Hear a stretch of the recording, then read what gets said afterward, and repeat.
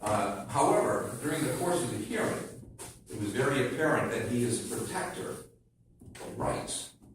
And the fact that he dismissed case in two murder charges in Suffolk Superior Court because there was a lack of discovery by the district attorney, I think speaks volumes about his ability to protect individual rights when it comes to the death penalty, if that ever occurs in Massachusetts. So, as an opponent of the death penalty, my argument is not with Judge Gaziano, who I believe now is a protector of rights, but will be with the governor and the legislature if that legislation ever moves through. So, based on all of those factors, the fact that the court is not going to tilt to the right at all, the fact it's, say he's a centrist, maybe even left of center, I'm voting to confirm. And I also like the fact that Gaziano is replacing Spina, which also speaks volumes as an Italian American. I think that was a good signal sent by the administration as well. And Italian Americans in Massachusetts are already pleased with that nomination. So I'm voting to confirm. Thank you very much. Thank you, Counsel. Counsel Kennedy. I just want to concur with Counsel Albano on every point, and I would just add that over the past 15 or so years that he's been on the Superior Court, I've appeared in front of him many times, and there's no question he's a very, very good judge who protects people's rights. And he's a very, very fair judge. I have the same concerns about the death penalty, and if I thought that there was going to be a death penalty passed in Massachusetts, I might vote differently, but I don't believe that there will be. When you balance everything out, he's just a fantastic one. He needs a superstar. Thank you, Counsel. Counsel Casey. Thank you. I want to just highlight some of the reasons why I'm supporting this nomination. I think it was clear in this hearing that Judge Gaziano is not a political ideologue, and I don't really think there's any place for that in our courts. I think we see enough of that, and it's not healthy for our system of government. He is clearly a judicial centrist, which I think is going to be a healthy dose for our current SJC, to have somebody like that joining them. He clearly respects, he used the term separation of powers a number of times during his hearing. He understands that judges apply the law, they don't make the law, and that's the role of the legislature in our democratic form of government. Clearly strong on public safety and understands the plight of victims. The facts of the Sampson case, which he could not talk about because it's on appeal, came to light during his hearing, and I thought that case was just absolutely representative of his commitment to public safety, and he sought the death penalty in the Sampson case, and on the facts of that case, it was completely appropriate. He clearly pointed out he understands the law of the land in this country on the Second Amendment and the right of the people to bear arms through the 14th Amendment as set forth in the Heller and McDonald cases of the United States Supreme Court. I want to say hats off to all of the people who were part of this process, the governor, the lieutenant governor, Sharon Casey, the JNC, Lon Povich, and all those folks who participated on that special committee. You sure as heck got this one right. He's a phenomenal nominee. There was not a bad word spoken about him through this entire process. When we think about the extent of his legal career. Definitely. I like the Supreme Judicial Court judges to be over.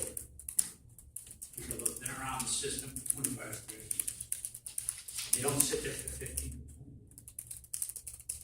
or 20. However, in this case, I'm going to make an exception for that. The death penalty bothers me a little bit, but I think we can work on it and get that issue squared away. I've had many cases with Frank Gaziano over the years. As I said at the hearing, he was a kind of a prosecutor who would actually go home and research issues that were raised during the trial. And if they were issues that he won that day by the judge, he would bring it in, give you the cases, he would argue it and get the ruling overturned. I know of no DA I've ever dealt with would do something like that. Would actually go home and research those issues. He didn't have to. So to me, he was probably the fairest and most honest DA I've ever had the pleasure of working with. Never took comfort or joy in convictions that some people in prison. He did his job, but he did it because that's what he was supposed to do.